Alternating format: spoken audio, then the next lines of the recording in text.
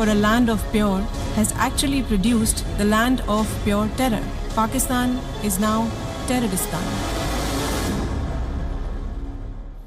And India has replied to Pakistani Prime Minister's speech at the United Nations General Assembly. India has said that Pakistan has become a geographic synonymous with terror. Calling Pakistan terroristan, India has once again reiterated that Pakistan must understand that Jammu and Kashmir is and will always remain an integral part of India. India has also said that the world does not need lessons on democracy and human rights from a country whose own situation is charitably described as a failed state.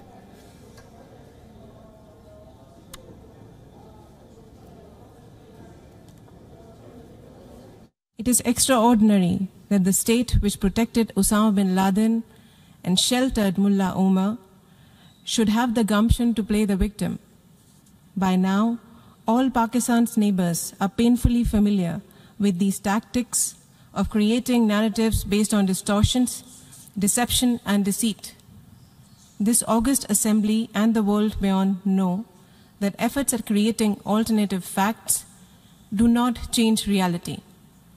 Mr. President, in its short history, Pakistan has become a geography synonymous with terror.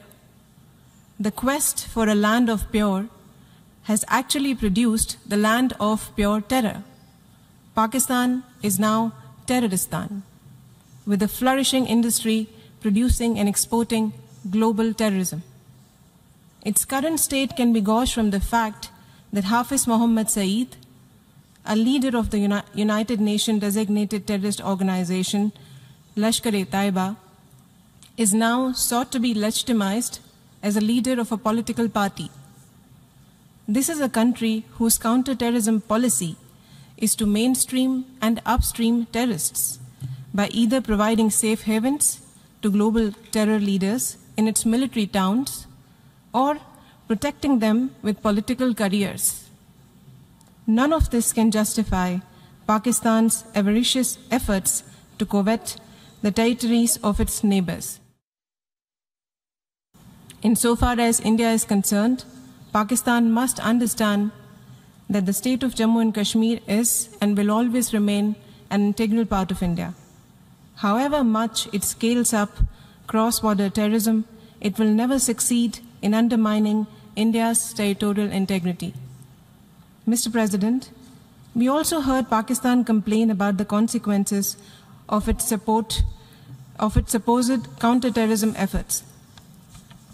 Having diverted billions of dollars in international military and development aid towards creating a dangerous infrastructure of terror on its own territory, Pakistan is now speaking of the high cost of its terror industry.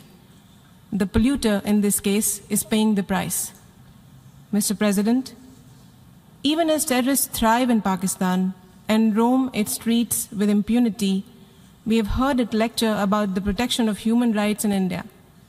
The world does not need lessons on democracy and human rights from a country whose situation is charitably described as a failed state.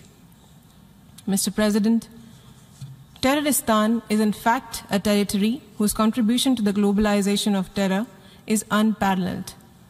Pakistan can only be counseled to abandon a destructive worldview that has caused grief to the entire world. If it could be persuaded to demonstrate any commitment to civilization, order, and to peace, it may still find some acceptance in the Committee of Nations. Even Afghanistan came out in support in condemning terror. In its first right to reply, Afghanistan backed India's call to contain terror and supported India's stand against Pakistan. Meanwhile, Pakistan is refusing to heed the growing international condemnation. In its first right to reply, Pakistan, in fact, has again blamed India for undermining peace and stability in the region.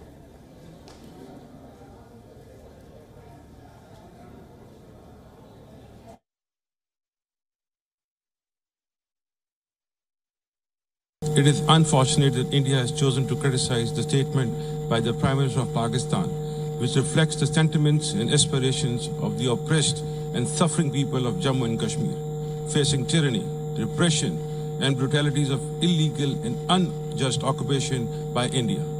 The plight of Kashmiri people at the hands of the Indian occupation forces is being documented by the international community and reputable human rights organizations.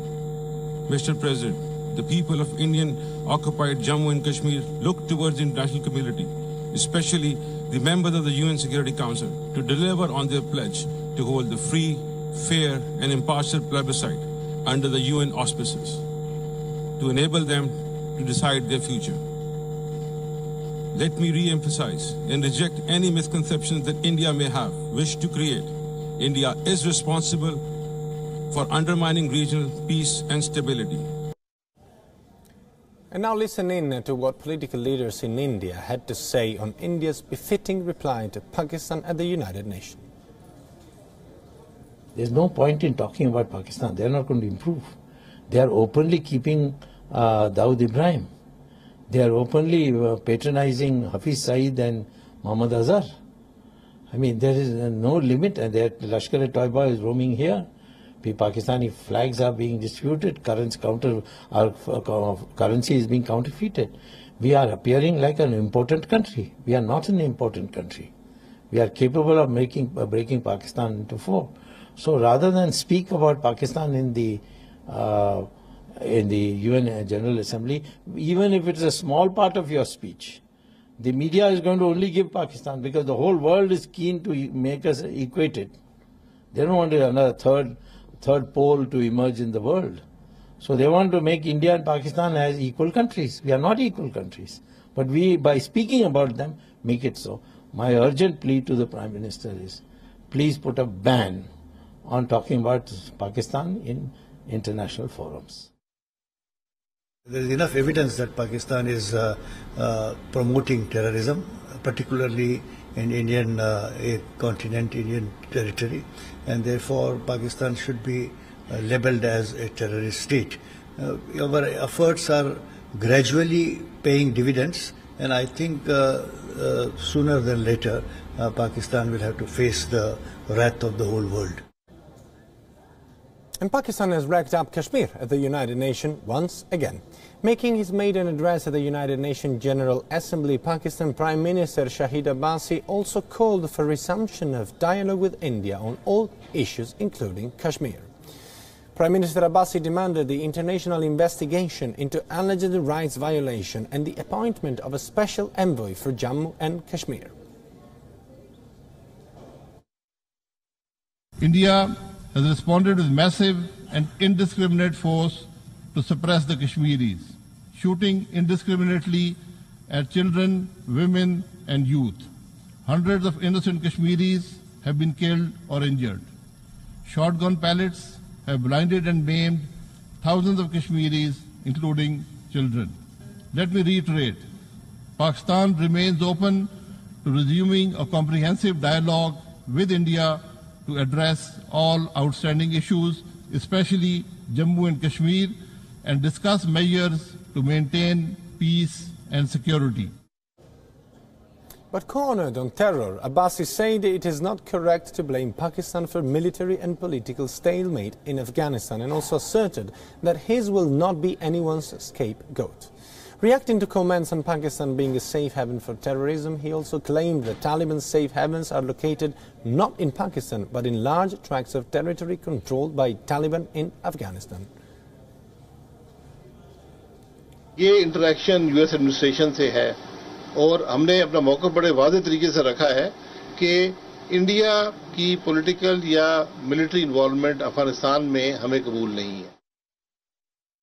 Having suffered and sacrificed so much due to our role in the global counter-terrorism campaign, it is especially galling for Pakistan to be blamed for the military or political stalemate in Afghanistan. We are not prepared to be anyone's scapegoat. Taliban safe havens are located not in Pakistan but in the large tracts of territory controlled by the Taliban in Afghanistan.